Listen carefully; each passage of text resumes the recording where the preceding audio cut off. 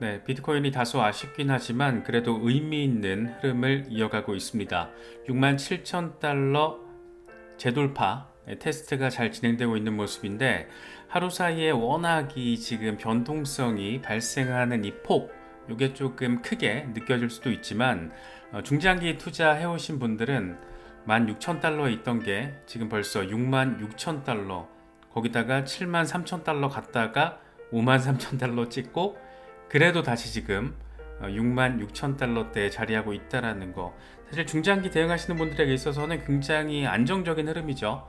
단기 대응하시는 분들에게 있어서는 이게 숨 막힐 수 있고, 특히 선물 거래하시는 분들에게 있어서는 꽤나 누군가에게는 기회, 누군가에게는 위기가 될 수 있는 그런 상황이기도 하겠지만, 저 개인적으로도 그렇고 중장기 대응을 기본 스탠스로 가지고 있다 보니까 지금의 흐름 자체가 그렇게 약간 이상하거나 그렇지는 않게 느껴집니다. 그래서 시장을 바라보는 관점이라는 게 자신의 전략과 상황에 따라서 다 다르기 때문에 특정한 나의 관점으로 다른 사람들의 어떤 전략을 평가하는 것은 우가 될 수 있다.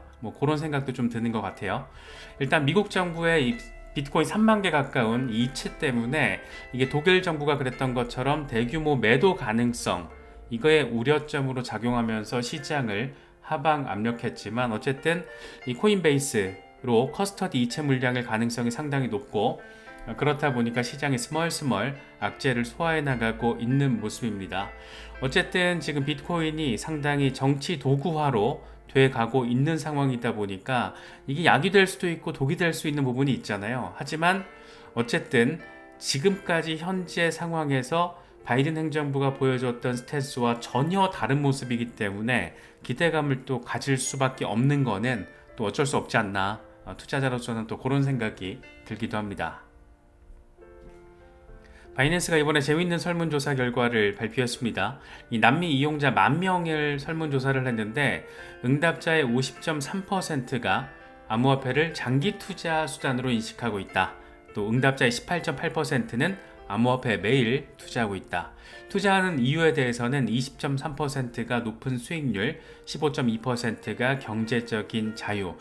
이게 지금 10,000명을 대상으로 한 거다 보니까 사실 우리나라 같은 경우에는 대국민 설문조사 그러면서 1,000명, 2,000명 조사하고 그런 경우가 많잖아요. 그런데 어쨌든 표집 대상이 10,000명이라는 점에서 남미에서 지금 왜 암호화폐가 인기를 끌고 있는지에 대해서 그 배경까지도 함께 생각을 해볼 수 있는 것 같습니다.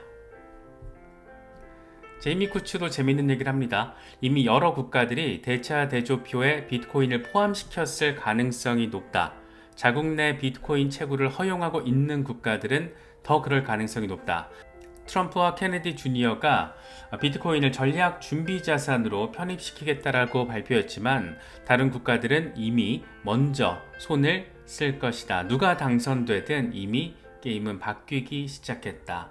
이 전략 준비 자산이라는 게 그만큼 파급 효과가 크다라는 것이고, 만약에 미국에서 이런 결정을 진짜로 내린다라면, 상당히 간단한 일은 아니지만 그런 일이 벌어진다라면 다른 국가들도 이제 가만히 멍 때리고 있다가 당할 수는 없기 때문에 사전 조치 액션에 나설 가능성에 대해서 언급하고 있다라는 점도 우리가 바라볼 수 있습니다.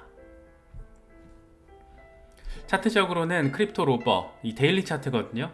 비트코인은 지금 통합 단계 곧 마무리 할 것으로 보인다. 일단 종료되고 나면 매우 빠르게 상승할 것이다. 통합하고 급등, 통합하고 급등, 통합하고 이제 급등을 할 것이다. 84,000달러 위로 나아갈 수 있을 것이다 라는 얘기를 지금 하고 있는 겁니다. 참 이게 어렵죠. 이 개미들에게 항상 어려운 지점이 이 왔다 갔다 하는 이 변동성, 이 통합 과정에서 이거를 얼마나 현명하게 전략적으로 잘 대응하느냐, 결국에는 이제 멘탈 싸움이잖아요. 이런 것들에 있어서 이겨내는 자가 요거를 만끽할 수 있고 요거를 만끽할 수 있고 요거를 잘 이겨내야지 이제 요거를 만끽할 수 있는 거죠. 비트코인 아카이브 같은 경우에는 월간 차트를 통해서 이야기를 하고 있습니다. 똑같은 얘기예요. 여름 통합 이제 곧 끝나가고 있고 비트코인은 월간 강세를 지금 추진하고 있다. 트럼프의 주말 연설 이후에 ETF에 대한 수요가 뜨거워질 것으로 예상된다. 이번 주에 중요한 한 주가 될 가능성이 높다. 이번 주에도 토요일, 일요일 다 지금 연설이 예정되어 있습니다. 토요일이 펜실베니아가 그렇고 일요일도 대규모 연설 집회가 지금 예정되어 있기 때문에 이 자리에서 또 암호화폐 또 비트코인과 관련해서 어떤 멘트를 제시하느냐에 따라서 시장이 한 번 더 변동성을 보일 가능성도 우리가 생각을 해볼 수 있을 것 같습니다. 분석가 로만 같은 경우에는 지난번에 6개월 동안 통합됐을 때 비트코인은 25,000달러에서 74,000달러로 200% 이상 상승을 했다. 지금 구간에서 200% 상승을 하게 되면 15만 달러에서 17만 달러로 이동하게 된다. 이렇게 긍정적인 그러면서 꽤나 전폭적인 이야기를 제시하고 있습니다.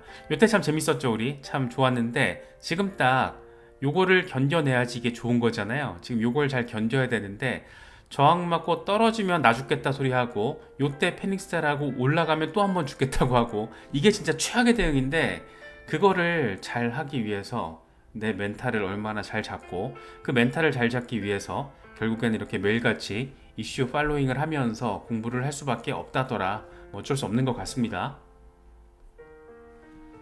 이 켄터 피츠제럴드가 뭘 하긴 하려나 봐요. 이번에 하워드 러트닉 CEO가 비트코인 컨퍼런스에 내슈빌에서 연설을 했습니다.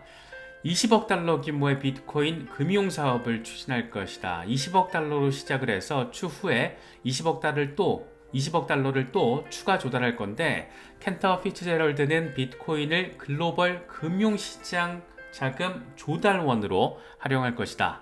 비트코인 자금 조달을 위한 최고의 플랫폼을 구축할 것이다. 이렇게 얘기를 합니다. 켄터 피츠제럴드가 상징성이 굉장히 큰 투자 은행이죠. 테더의 커스터디 파트너이기도 하고 연준과도 직거래하는 그런 기관으로도 잘 알려져 있고 그런데 CEO가 비트코인 컨퍼런스에 참석을 해서 이렇게 전폭적인 이야기를 던지고 있습니다. 정말 이 하반기로 가면 갈수록 기관들의 어떤 움직임이 조금 더 기대감을 모을 수밖에 없지 않을까 그런 생각을 갖게 만든 상황이 아니었나 싶기도 합니다. 미국 정부 부채 상황 이게 정말 지금 간단치 않습니다. 처음으로 35조 달러를 돌파를 했는데 올해 초에 34조 달러였던 게 1조 달러가 지금 또 펌핑이 된 겁니다. 부채 이자 지급액이 국방비와 메디케어 지출을 지금 넘어서는 상황. 지금 같은 속도라면 10년 안에 부채 54조 시대가 열린다. 이거 어떻게 될 것인가? 특히 앞서 우리가 바이낸스 이 남미 만명 대상 설문조사 결과를 이야기를 하면서 왜 이렇게 암호화폐에 대한 긍정적인 정서가 나오게 되는 건지 그 백그라운드 배경에 대해서도 생각을 해보게 된다 이런 말씀을 드렸었는데 남미 국가들이 겪고 있는 그 백그라운드 배경에 어떤 공통 분모라고도 할 수 있는 거죠 지금. 그래서 미국 국가 부채가 이렇게 시간이 가면 갈수록 앞으로 더 추가로 악화된다라면 과연 어떻게 될 것인가? 결과는 뻔하죠. 만약에 정말 추가로 악화가 되고 이게 가속도라도 붙게 된다라면 달러의 가치 하락은 불가피하다. 이렇게 또 우리가 생각을 해볼 수밖에 없을 것 같습니다. 이걸 통해서 파생되는 상황이야 여러 가지가 있지만 일단 한두 가지 대표적인 게 인플레이션 우려죠. 지금 남미 국가들에서 벌어지고 있는 상황, 남미가 왜 암호화폐 허브가 되고 있는지를 생각해 볼 수 있게 하는 재료, 이 부채를 충당하기 위해서 달러를 추가로 찍어낼 경우에 인플레이션이 악화될 수밖에 없고 구매력 저하로 인해서 달러 가치가 하락될 수밖에 없는 상황, 또 투자자의 신뢰 관점에서도 바라볼 수가 있죠. 이 국가 부채가 높을 경우에 투자자들은 미국 정부의 채무 불이행 상황 가능성을 우려하게 되고 그렇게 달러를 매도하거나 이를 통해서 가치가 하락하는 이런 연쇄적인 상황 이렇게 되는 게 사실은 꼭 이렇게 돼야 된다라는 건 아니지만 지금 진행되고 있는 상황에서 돈을 이렇게 찍어내고 물론 코비드라는 굉장히 역사적인 이례적인 사태가 있긴 했었지만 그 결과가 지금 너무 심각한 거죠. 그래서 미국에서 이 달러 패권이라는 게 정말 어느 정도 끝물을 향해 가는 건 아닐까 이런 생각. 동시에 이제 달러와 정반대편에서 지금 대결 구도를 형성하고 있는 게 비트코인이다 보니까 지금 현재 미국의 이런 국가 부채 상황이 조금 더 우리 같은 투자자들에게는 주목도를 높일 수밖에 없는 것 같기도 합니다. 이더리움에 대해서도 오늘 비탈리 부테린이 여러 가지 이야기를 한 게 전해졌는데, 일단 시대는 그래도 3,300달러 위에서 자리를 해주려는 상황은 긍정적으로 바라볼 수가 있고, 일단 그레이스케일 이더 신탁 매도 물량이 좀 해소가 되고 나면 한 8월 중순 정도 됐을 때 과거 비트코인 현물 ETF 때 그랬던 것처럼 급반등을 보여줄 수도 있지 않을까, 뭐 그런 기대감이 지금 전반적으로 깔려 있다라고 정리할 수 있는 상황입니다. 비탈릭 부테린이 정말 대단한 천재죠. 이번에 이더리움 개발자 회의에서 여러 가지 얘기를 했나 보더라고요. 이더리움이 9번째 생일을 맞았다. 향후 10년이 더 기대가 된다. 올해 이더리움은 수수료, 원래 보안, 트랜잭션 처리 시간 등 여러 측면에서 큰 발전을 이뤘다. 앞으로 5년 안에 대부분의 암호화폐 사용자가 세이프 월렛 또는 스마트 컨트랙트 월렛을 사용하게 될 것으로 전망이 된다. 2034년에는 이더리움 레이어2 네트워크 구동이 한결 원활해질 것이고, 웹3 시장에서 웹2 사용자의 경험의 가치가 더해져서 보다 더 안전한 서비스 제공이 가능하게 될 것이다. 진짜 이렇게 되면 이거 대박인 거죠. 지금 어떤 인터넷에서 벌어지고 있는 게 이더리움 플랫폼 위에서 벌어지게 되면서 사실상 블록체인 시대가 안착화된다라고 바라볼 수 있는 부분으로도 우리가 바라볼 수 있지 않나 싶습니다. 이더리움 백서를 보면 정말 비탈릭 부테린이 얼마나 대단한 천재인지를 좀 느낄 수 있는 부분들이 많이 있거든요. 그런데 그 중에서도 이렇게 했을 때 이렇게 구현할 수 있다, 이 샘플 모델을 여러 개를 제시해 놨다라는 거. 그래서 이더리움 위에서 이렇게 수많은 프로젝트들이 활성화될 수 있었던 건데, 다시 말하면 천재라는 거죠.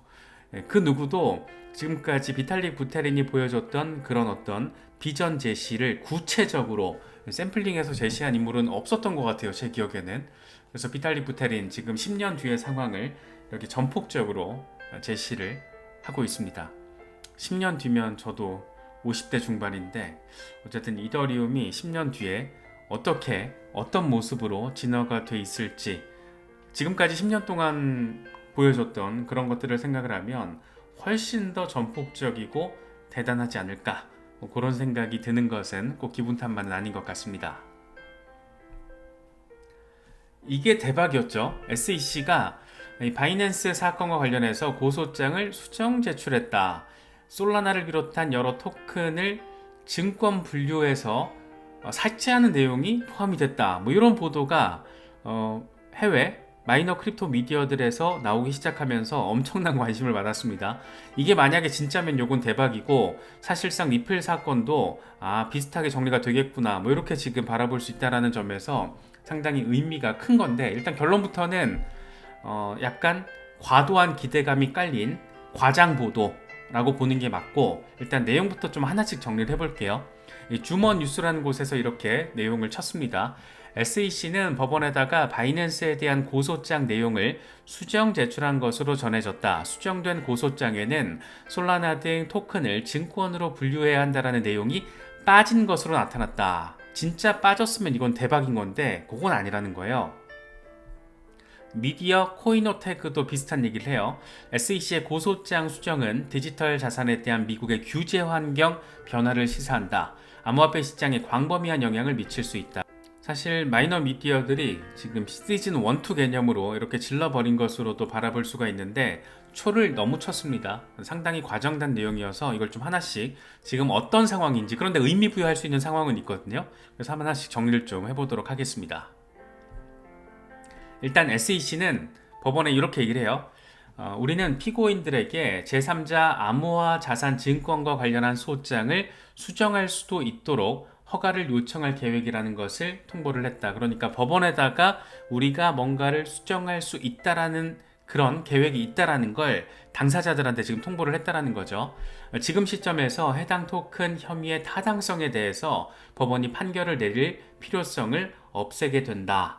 이건 다시 말하면 수정이 된다라면, 아직 수정안이 제출된 건 아니라는 거예요. 그래서 최종 수정안에 진짜 솔라나를 비롯한 여러 암호화폐들이 증권 목록에서 빠질지 안 빠질지 거기까지는 아직 모르는 겁니다. 다만 수정 의사가 있다라고 법원에 제출했다라는 거고, 수정 의사가 있다라는 것을 당사자들에게 통보했다라는 점도 이번에 법원에 제출한 소장에다가 적시를 했다라는 거죠.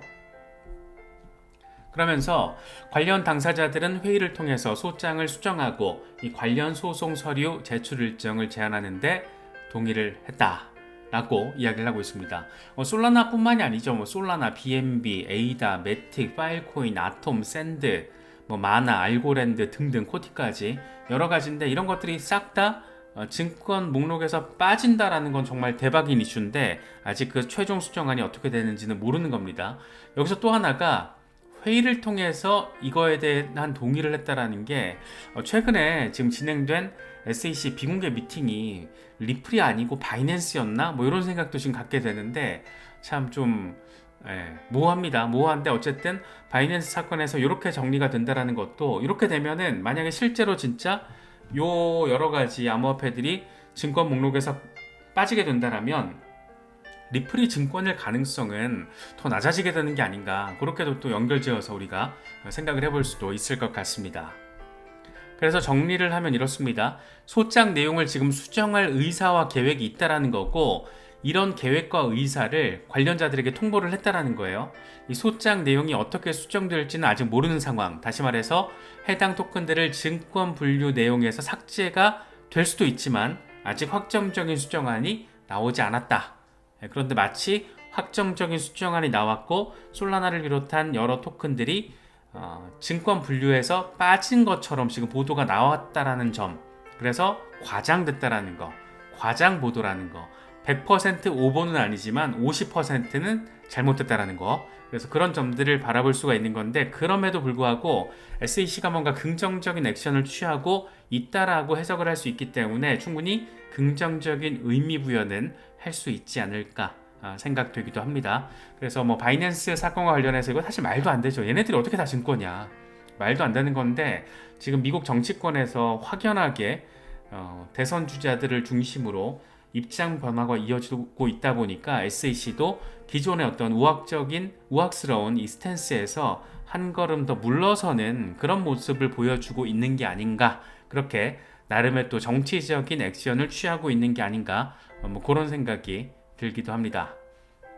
일단 8월 1일에 지금 비공개 미팅이 잡혀 있는데 지금 바이낸스 사건일 수도 있을 것 같고 리플 사건일 수도 있는데 커뮤니티에서는 여전히 바이낸스가 아니라 리플과 관련해서 좀 기대감이 커지고는 있습니다. 하지만 기대감일 뿐이라는 거 뭔가 지금 공식적으로 나온 건 없어요. 그래서 막연하게 100% 기대감만 갖는다라기보다 일단 차분하게 결과를 좀 보면서 대응하자, 이 정도 스탠스가 지금 상황에서는 적절하지 않나 싶기도 합니다. 그러니까 당장 내일 모레 합의할 것처럼 우리가 기대를 했다가는 그만큼 또 실망을 할 수도 있기 때문에 조금 차분하게 지금까지 그래왔던 것처럼 잘 바라보면 좋지 않을까, 그런 생각이 드는 것 같습니다.